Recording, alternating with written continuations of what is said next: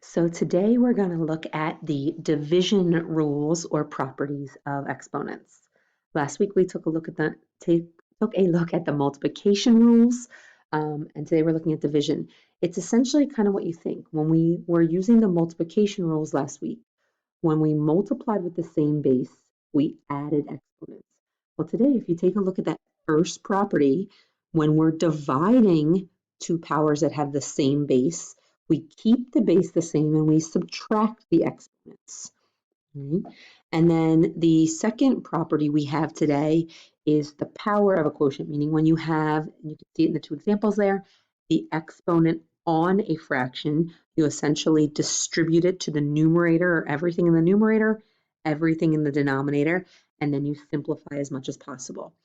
Just like last week, we're not going to get hung up on the names of the properties. The best way to really learn them is by practicing them with examples. So that's what we're going to get into right now. So we're going to start with what I would say are maybe 6 more basic examples, and then we're going to take a look at maybe some more complex ones that are going to use multiple rules down below. So in the first one, we can see that we are dividing. We know the fraction bar means division. They have the same base. They both have a base of 5. So we know that that first rule tells us when we're dividing with the same base, we keep the base the same, and then we subtract the exponents. 8 minus 3 is 5. So we get 5 to the 5th, which we can also simplify using our calculator. If you ever need help with your calculator, you're looking for either the caret button, so you enter the base first, which is 5, and then you can hit your caret button, and then you hit the exponent, which is 3,125. Or some of your calculators might have a little button. Let me show in color here. It looks something like this. It might say something like X to the Y.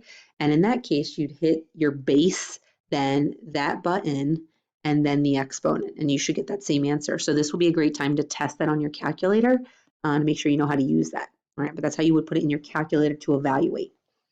In the second example, it's the same thing. We're dividing. They have the same base, so we keep the base the same, and we subtract the exponents because we're dividing. 9 minus 5 is 4, so we get 12 to the 4th. And again, if we put that in our calculator, that's going to give us 20,736.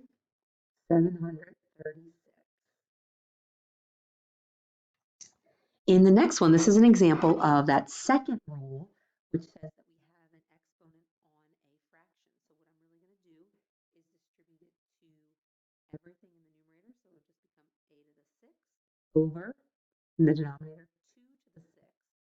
And then I can simplify 2 to the 6th a little bit more.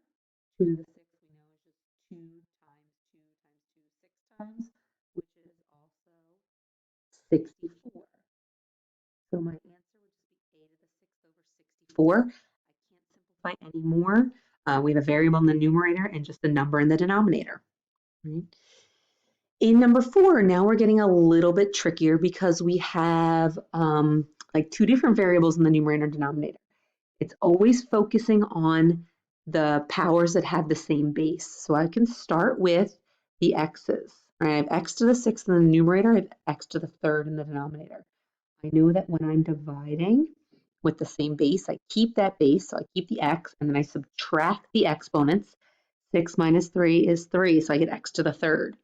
Be careful there. A lot of times people might want to try and divide the exponents. You're not dividing the exponents. You just subtract the exponents. Right? And then our other set of sort of common bases here are our y's. So we have a y to the 12th and a y to the 4th. Again, we know when we're dividing, we keep the base the same, the y, subtract the exponents. 12 minus 4 is 8. So we get x to the 3rd, y to the 8th. Again, we can't combine here. We saw this sometimes last week because there's different bases. One's an x, one's an a y. And that usually makes sense. People don't try and combine them, but that's why you can't because they have different bases.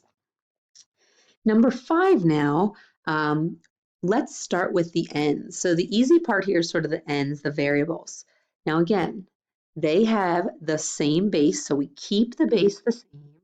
subtract the exponents. 7 minus 4 is 3, so we have n to the third. Now, the part that a lot of people sort of get stuck on is, what do I do with the negative 24 and the 6? Well, they're just numbers. They're not exponents, so you just follow the operation. We know that the fraction bar means division, so you're just going to divide. So we're going to divide negative 24 by 6. All right, so we'll just do there the negative 24 divided by 6. And so we get negative 4. And so my final answer is just negative 4 n to the third. Okay. And then the same thing is true in example 6. I start with just again the numbers. I'll start with the numbers on this one. 4 over 3. We're just simplifying that like normal numbers. So 4 over 3, or sorry, 4 over 12, I apologize, is just 1/3. So I have 1 in the top, 3 in the bottom. I'm just simplifying that like a fraction, 1/3. And then I'm going to use my exponent rules for each of the parts that have the same base. So a to the 7th over a to the 3rd. When I'm dividing with the same base, I keep the base the same. I subtract the exponent. So 7 minus 3 is 4. And then when I go to the b, same thing. Dividing with the same base, I keep that base and I subtract the exponent. 5 minus 4 is 1. So I have that numerator then 1, a to the 4th, b to the 1st. And I'm actually going to sort of clean this answer up. The better way to write that answer, there's a lot of 1s there. We know that a 1 in front is really, we don't need it there. So we have a to the 4th, and then whenever the exponent's 1, we don't typically write it there. So my best answer would be a to the 4th b over 3. We know again, if I highlight there, anytime we have an exponent of 1, we don't typically write it. Just like when we have a coefficient of 1, we don't typically write it. Right? So again, as a summary of those first 6, when you have terms with common bases and you're dividing, so when you're dividing with the same base, you keep the base the same, you subtract the exponents. When you have examples like 5 and 6 where you have some numbers in front, right? So you don't just have variables, those numbers are not exponents, so you just follow the operation division like you normally would with regular old numbers. Now we're going to take a look at 2 final examples that are going to start to bring together the rules that we looked at from last week and now this week. Right?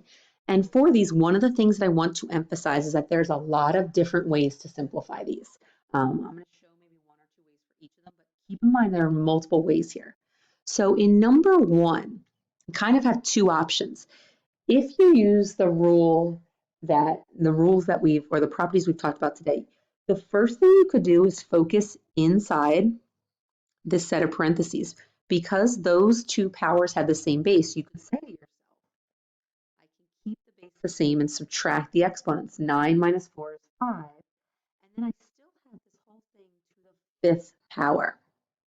Right? I'm bringing that down. Now, this is an example of what we did last week with our multiplication properties. We have a power of a power, and we know when we have a power of a power, we multiply. So I'm going to get x to the 25th. Right? So that's one way to do this problem. The other way, and maybe you saw this way, let me change colors. I'm going to go green here. Right? The other way that is going to work, let's see if it gives us the same answer, is what if you took this original problem, which was x to the 9th over x to the 4th, all to the 5th. What if you distribute that exponent to the numerator? So you have x to the 9th to the 5th over, and then distribute that exponent to the denominator as well, and make it x to the 4th to the 5th. You can do this. When you do this now, you still are using that same rule from last week. You've got a power of a power, so you're going to multiply. So I would have then x to the 45th in the top over x to the 20th in the bottom when I multiply those exponents together. And then my final step, because I'm dividing with the same base, I keep that base the same and I subtract the exponents. 45 minus 20 is 25. And I will get the exact same answer. So it does not matter which way you simplify. You can certainly see the way in blue is a little bit easier, but both ways will work. It just depends on which way you see first. And then our final example, over in number 2 here. So where I would start on this one, if I look in that denominator, you'll notice that I've got two things that I can combine in that denominator because they have the same base. So that's where I'm going to start on this one. So I'm going to keep my numerator the same. Not going to do anything there. So it's 24y to the 11. And then in the denominator, I'm going to use my multiplication rules. Now you might be saying, well, why would you use your multiplication rules? The reason I'm using my multiplication rules is in that denominator, it's multiplication. So when I do the 3 times 2, they are just numbers, not exponents. 3 times 2 is 6. And then when I do y to the 5th times y to the 3rd, from last week, we know that when we're multiplying with the same base, we keep the base the same, we add the exponent. So 5 plus 3 is 8. So we have, and let me make this a little easier. My first y went down. 24y to the 11th over 6y to the 8th. Now, this is a division problem, so I'm going to simplify by using my division rules. If I start with my numbers, the 24 divided by 6, again, they're just numbers, not variables, so I'm just dividing, I'm following the operation. 24 divided by 6 is 4. And then when I go to simplify the variable part, they have the same base, so I keep that base the same, and I subtract my exponents. 11 minus 8 is 3. So my final answer is 4y to the 3rd. So this is kind of starting to combine the properties from last week and this week. And again, as a summary of this week, I'll go back to the top there. When you are dividing with the same base, you keep the base the same, you subtract the exponents. When you have a power and exponent outside a fraction, you distribute it to everything in the numerator and denominator and then simplify. So those are our rules for this week.